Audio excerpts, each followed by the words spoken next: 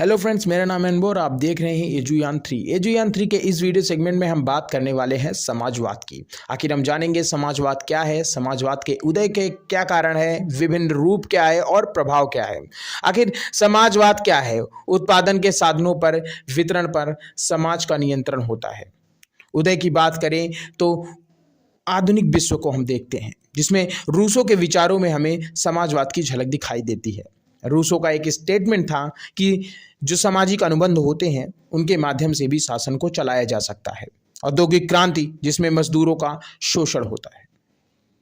औद्योगिक क्रांति औद्योगिक पूंजीवाद का दौर है और आधुनिक विश्व में यह दिखाई देता है। समाजवाद का दो रूप, समाजवाद का दो मुख्य रूप है। पहला सुधारवादी समाजवाद, दूसरा क्रांतिकारी समाजवाद। सुधारवादी समाजवाद लोकतंत्र और शांतिपूर्ण माध्यम से शासन चलाने की बात करता है। इसे आरंभिक समाजवाद, आदर्श समाजवाद, फेबियन समाजवाद और यूटोपियन समाजवाद कहा जाता है। यूटोपिया मीन्स आदर्श क्षेत्र। इसमें हम कुछ उदाहरण की बात करें तो Robert Owen, Charles Fourier, Saint Simon और लुई ब्ला जैसे समाजवादी आते हैं। रॉबर्ट ओवन ने अपनी न्यू हार्मोनी प्रस्तुत की, जिसमें यूएसए के मजदूरों के वेतन बढ़ाने की बात कही, स्वास्थ्य अच्छा करने की बात कही और शिक्षा बढ़ाने की बात कही। आखिर ये उदारवादी जो है। और वहीं पे लुई ब्ला ने सामूहिक उद्यमों को बढ़ावा देने की बात कही। ये हो गए हमारे उदारवादी समाजवाद और इन्हीं ने ही समाजवाद का प्रारंभ किया था।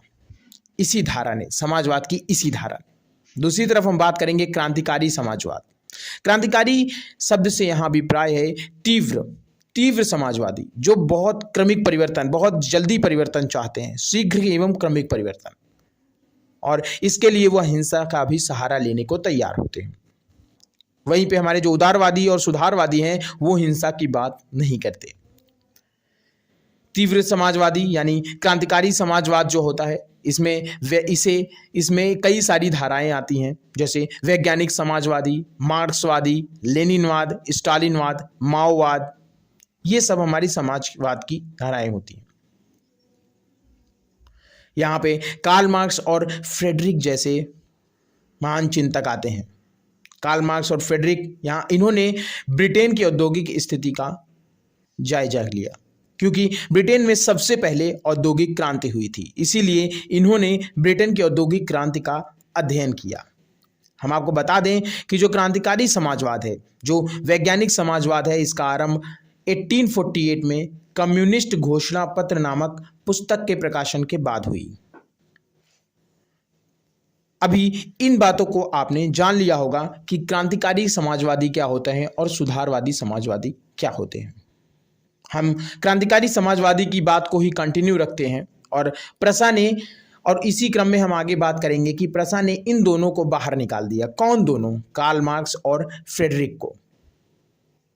प्रसा वही है जिसका बाद में विस्तार होकर जर्मनी बनता है। खैर, आगे हम बात करेंगे। कार्ल मार्क्स ने अपनी 3 संस्थाएं बनाई जब प्रसा ने उनको निकाल दिया। वो 3 संस्थाएं थी: अंतरराष्ट्रीय कामगार एसोसिएशन 1864, सेकंड इंटरनेशनल इनकी दूसरी संस्था बनी लगभग 100 साल बाद ऑफ फ्रांसीसी क्रांति, और तीसरे नंबर पे इन्होंने थर्ड इंटरनेशनल, जिसको कम्युनिस्ट इंटरनेशनल भी कहा जाता है, 1919 में थर्ड संस्था बनाई। ये जो अंतरराष्ट्रीय कामगार एसोसिएशन थी, जो इनकी पहली संस्था थी, वो दुनिया के मजदूरों को एक होने की बात कही। उस संस्था ने कहा, दुनिया के मजदूरों सर्वहारा एक हो जाओ, क्योंकि मजदूरों के पास खोने के लिए सिर्फ क्या है? जंजीरें हैं। सर्वहारा में औद्योगिक श्रमिक आते थे। हम बात करेंगे यहाँ पे मतभेद के कारण ये जो संस्था थी आगे चल करके समाप्त हो जाती है। 100 साल बाद जन्मी सेकेंड संस्था की अगर हम बात करें तो इसका काफी प्रभाव भारत के अंदर दादा भाई नौरोजी और मैडम भीकाजी कामा के ऊपर पड़ता है। रूसी क्रांति 1917 में होती है।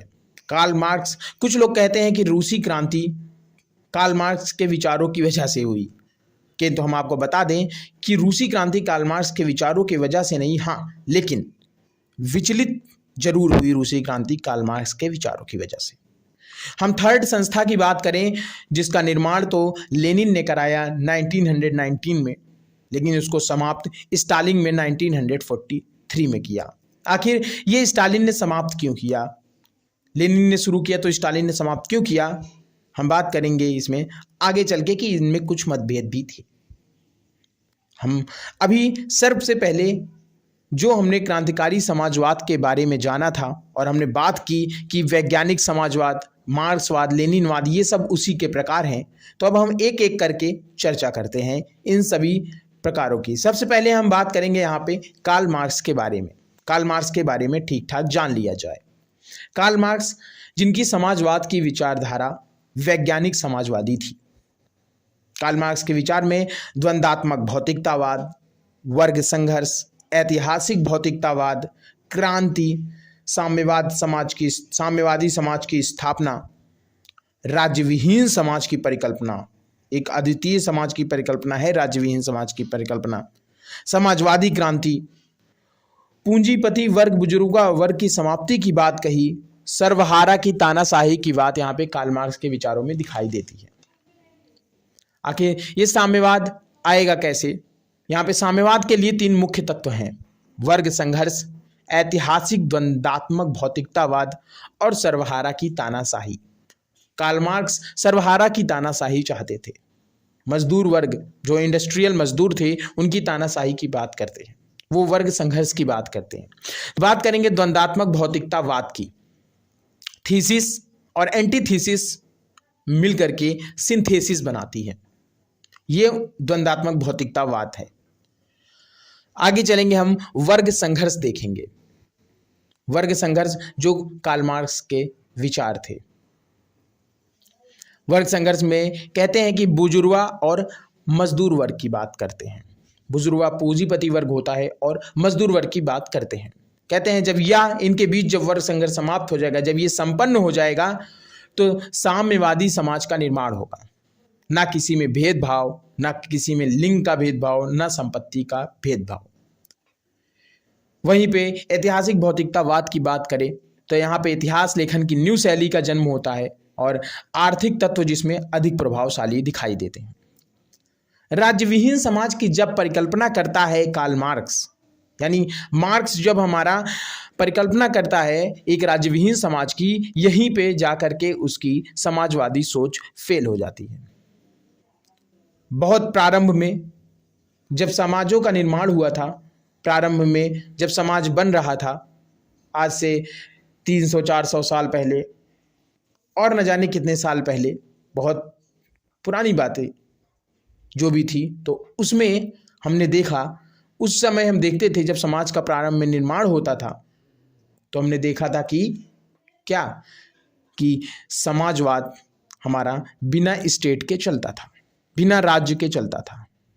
लेकिन यहाँ पे आज के समय में लगभग यह नामुमकिन है कि राज्य विहीन समाज की स्थापना हो पाए। समाजवादी क्रांति आखिर कहाँ होगी, इस बारे में हम बात करेंगे। और कौन करेगा? देखिए, जिनका शोषण होगा समाजवादी क्रांति वही करेंगे। क्रांति कौन करेगा? तो सर्वहारा वर्ग करेगा जिसका शोषण होता है। और जब सर्वहारा वर्ग करेगा तो सर्वहारा वर्ग काम कहाँ करता है? औद्योगिक क्षेत्र में, यानी पूर्ण औद्योगिक क्षेत्र जो होंगे, जहां पे बहुत ज्यादा मात्रा में शोषण होगा, क्रांति वहीं देखने को मिलेगी, समाजवादी क्रांति वहीं होगी। ये तो कुछ हम बात किए कार्ल मार्क्स के बारे में, हमने मार्क्सवादी समाजवाद के बारे में बात किया। आइए हम बात करते हैं समाजवाद के कुछ अन्य रूपों के बारे में। हम बात करेंगे सबसे पहले लेनिनवादी समाजवाद के बारे में। लेनिन ने वेनगार्ड पार्टी के गठन की और उन्होंने बताया कि यह वेनगार्ड पार्टी जो थी वह एक नेतृत्व देने वाली पार्टी है, जिसमें सर्वहारा और किसानों का गठबंधन देखने को मिलता है। लेनिन का मानना था कि सिर्फ एक देश के